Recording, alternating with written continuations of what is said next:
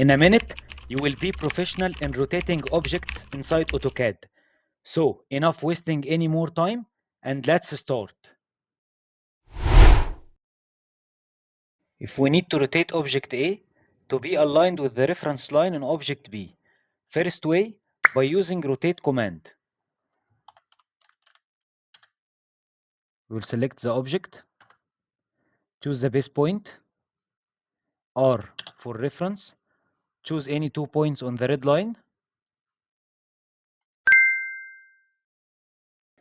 Second way, by using rotate reference Lisp routine that you can download from the link in the description below, along with a link to a video on my channel on how to load Lisp file in AutoCAD. Now I will load the Lisp file in AutoCAD.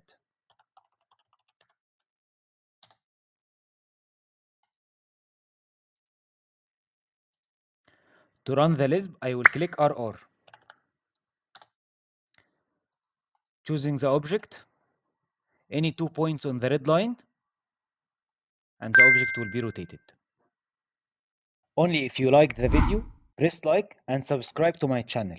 And if you didn't like the video, write in the comment section what you didn't like so we can adjust it in the upcoming videos. Thanks for watching the video till the end.